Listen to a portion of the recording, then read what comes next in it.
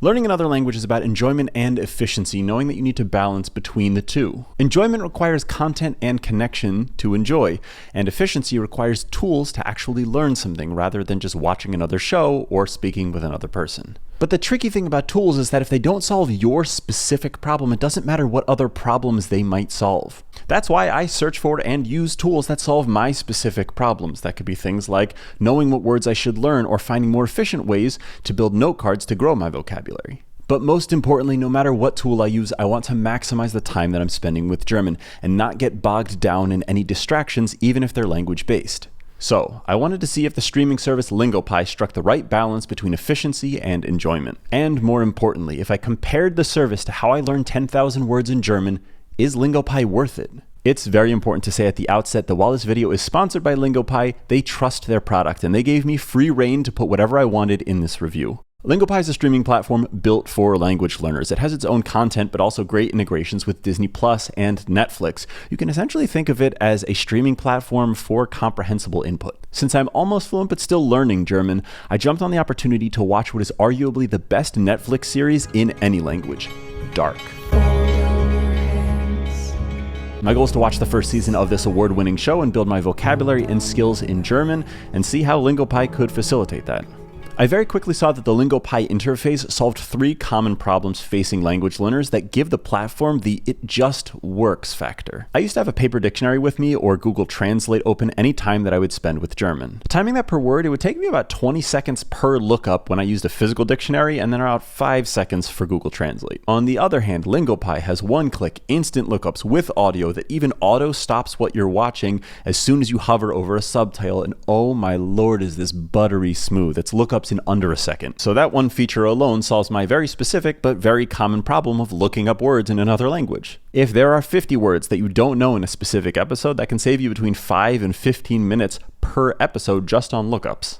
That extra time can either be used for more immersion or just more efficient learning.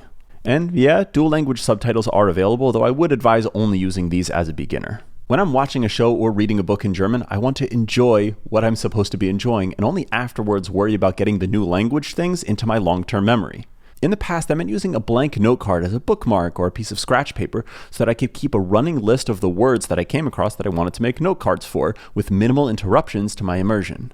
Lingopie's hover plus add to my list feature means I have a running list of the words I want to explore more later on.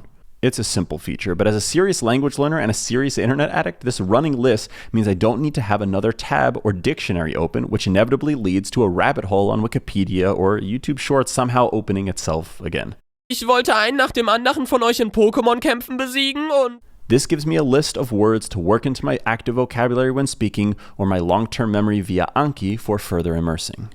The moment I realized that Lingopie was made for language learners was when I tried clicking back or forward in an episode. You jump by line of dialogue, not an arbitrary 5 or 10 seconds. Seriously, why don't more platforms do this? If a character uses a phrase that I don't know or slurs their words, I can click back once and immediately hear the line again. There's no need to click back and wait 7 seconds to hear the specific line of dialogue I actually wanted to hear. Again, that saves time if you're using that for a handful of lines in each episode, and then magnify that when you think about watching seasons of a show, and then over the course of months with different shows. And while I'm not at the beginner phase, there is also a loop sentence feature, so you can listen to a line of dialogue over and over again. That means it's much easier to practice shadowing and recite lines of dialogue along with a character, or you can just get used to the broader pronunciation patterns. These 3 features may only sound like nuanced improvements to Netflix and chill, but oh my goodness, it is so refreshing to find something that is tailored to exactly what you're looking to do and quantifiably helps you improve your skills.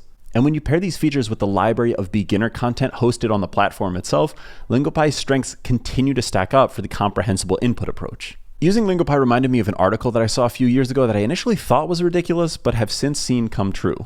The article is titled 6 Shortcuts That Save Me 62 Hours a Year, and shows how that if you use keyboard shortcuts for common applications like Gmail and Excel and other tools, you can save yourself a surprising amount of time each year if you're using these shortcuts often enough. As a data analyst, spending a few minutes learning these keyboard shortcuts helped me grow tremendously as an analyst to be lightning fast for daily tasks. if you actively learn vocabulary from your immersion.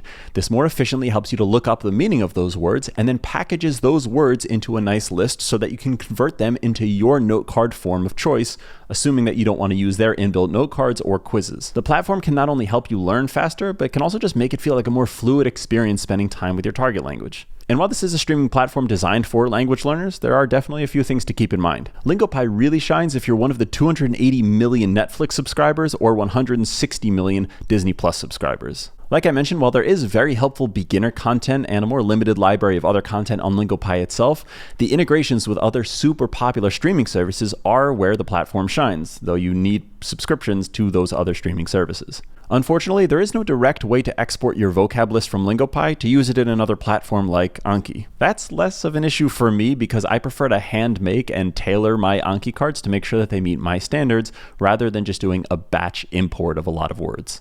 And one other thing is that there are a few slight improvements to be made to the subtitles themselves because I noticed that they don't always match the dialogue one-to-one. That being said, Lingopie has a feature within the platform itself where you can report when the subtitles and the dialogue don't match perfectly, which to me shows that they're committed to ongoing refinement of the service and the content.